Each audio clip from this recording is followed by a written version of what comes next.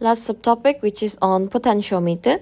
So we have to explain the principles of potentiometer and its applications and use related equations for potentiometer.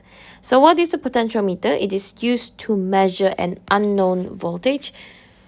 So this is a circuit diagram of a potentiometer. So V is the driver cell accumulator. So the first one here is the primary circuit. This is just the secondary circuit. So this is a wire that has a resistor, known resistance. And then this is a 1 meter wire lah, memang 1 meter. Lepas tu, this is where the unknown voltage is. This is a galvanometer where it will show when the current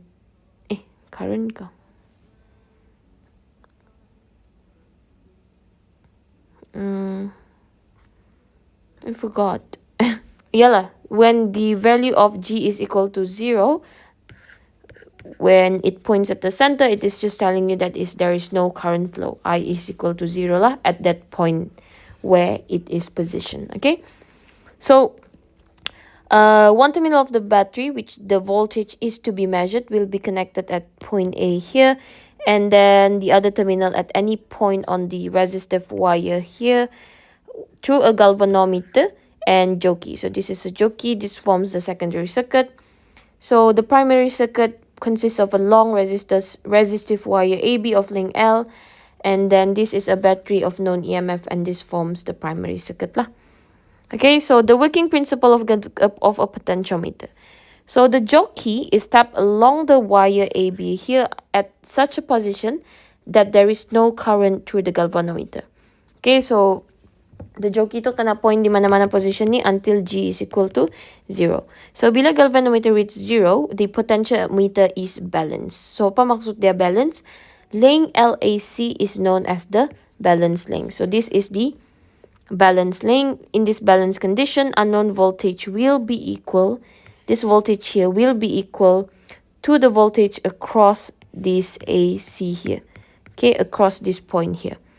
So from V equal to IR, which is Ohm's law, and substitute R for resistivity punya formula, we have this equation here lah. So K is the constant of proportionality. So it is just telling us that the voltage will be directly proportional to the length of the wire lah. Okay. So the voltage drop along the wire will be direct. Sudah pula saya cakap tu. So then what we can do is, since we have this fact here, we can then use the ratio of voltage to the ratio of L to obtain the value of unknown from the balance length. Okay, so what is the usage of potentiometer? It actually can be used to measure an unknown EMF of a cell, compare the EMFs of two cells, and measure the internal resistance of a cell. Okay. Alright, now let's go on to example. So we have a circuit here. So EMF of cell 1 is 2 volt. So we have EMF 1, 2 volt with negligible internal resistance. So kita ignore dia punya negligible resistance. And wire AB is 100 centimeter long. So that is 1 meter. And its resistance is 5 ohm. So that is the resistance of the wire. And then the EMF of cell E2 is 1.5 volt. So what is the balance length of AP when the galvanometer reading is 0? So sekarang ni kita perlu cari balance length, which is LAP.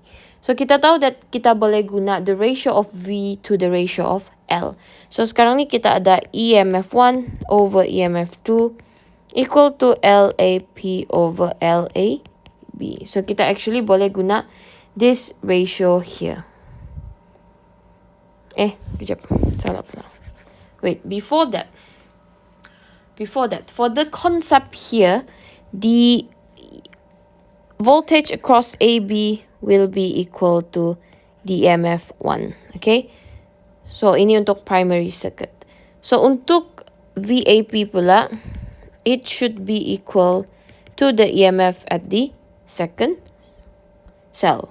Okay, so sekarang ni dia akan equal lah sebab dia ada negligible internal resistance. Kalau ada resistance, dia tidak akan equal. Okay, So, sekarang ni kita tahu kita boleh apply the ratio of EMF to the ratio of length. Okay, so apa kita boleh buat sini? Kita boleh letak EMF 1 over EMF 2. So, this is LAB over LAP. Okay, ni adalah ratio dia. So, sekarang ni kita cari LAP. So, it's gonna be EMF 2 over EMF 1 times with LAB. So, this is basically 1.5 over 2 volt times dengan 1. So, the balance length is equal to 0.75 ohm. Okay, so this is straightforward sebab sekarang ni dia ada resistor. Nanti kamu akan tengok example yang ada resistor. Tapi kalau kamu jumpa soalan ni, kamu just apply this equation here lah supaya kamu cepat cari the balance length. Sekarang ni, if a 1 ohm resistor is connected in series with cell 1, what is the new balance length of AP? So sekarang ni tiba-tiba ada resistor pula di sini. Okay, so bila ada resistor, apa yang kamu perlu ingat is the value of the voltage across this point here will not be equal to EMF 1. Kenapa? Sebab sekarang ni ada external resistor. So apa yang kamu perlu ingat, bila ada resistor, the voltage, there will be a voltage drop. Okay, so bila the voltage drop, bila dia limpas sini sudah, dia akan berkurang lah. So kiranya VAB ni sekarang ni tidak equal dengan EMF 1 sudah. Dia akan berkurang. So macam mana kita mau cari that value? We know that it is equal to EMF minus IR. Okay.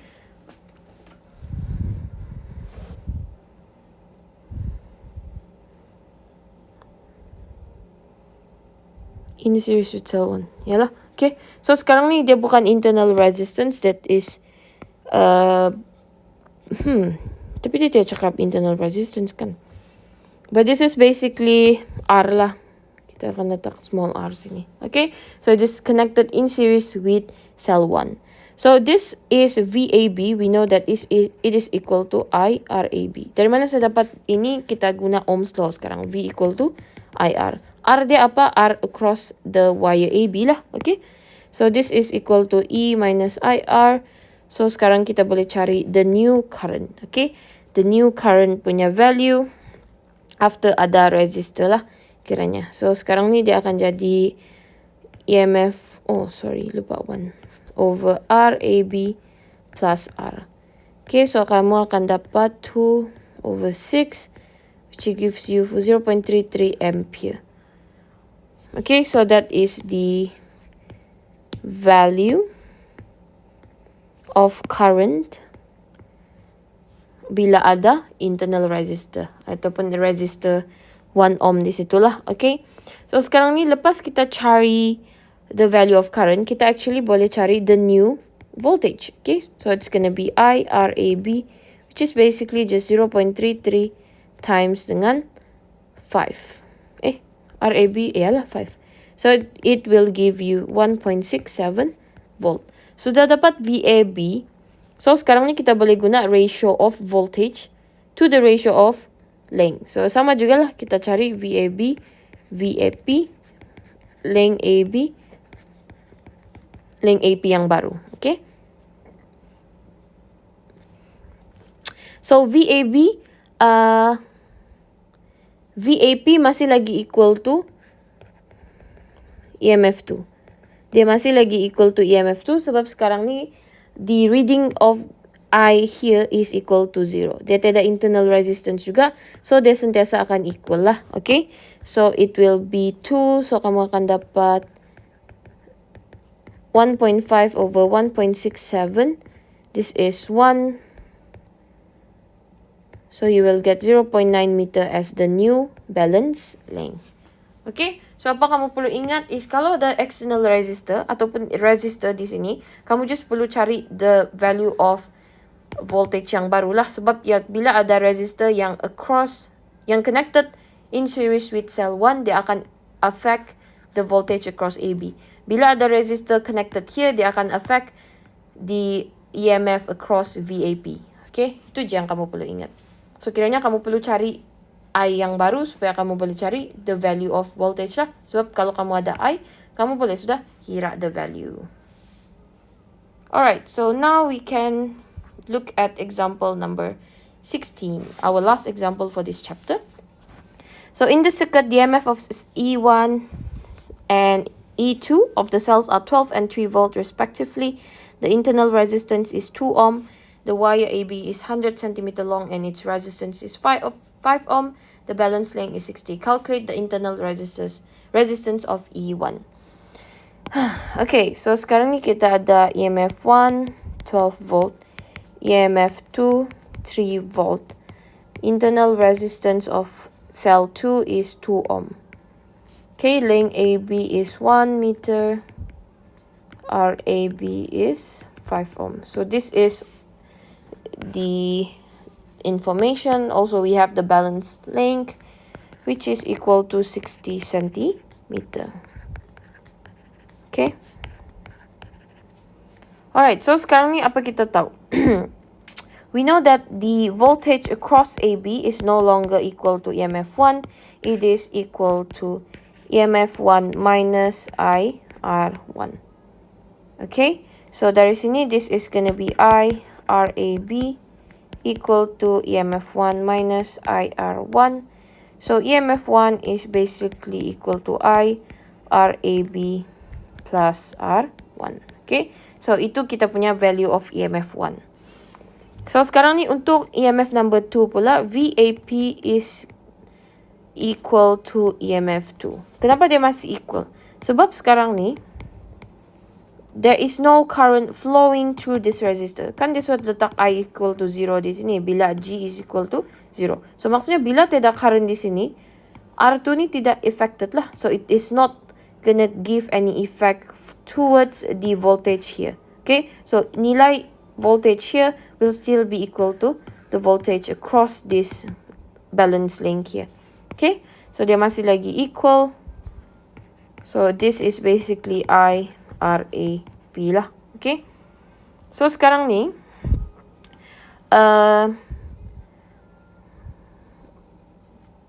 we know that it's gonna be EMF 1 over EMF 2. So sekarang ni kita tidak boleh guna LAB over LAP sebab sekarang ni kita mau cari resistance, internal resistance. So sekarang kita perlu consider the ratio of resistance to the link. Okay? Okay, kenapa kita perlu consider yang itu? Sebab sekarang ni kita mau cari, kita akan guna equation EMF 1 over EMF 2. So what is EMF 1? It is IRAB plus R1 over IRAP. So ini adalah our equation. Okay, so sekarang ni kita mau cari R1. So macam mana kita mau cari R1 kalau kita tidak value of RAP, which is the resistance across the balance length. So macam mana kita mau cari RAP sini? So kita tahu yang kita boleh guna the ratio of V to the length and actually to the resistance as well.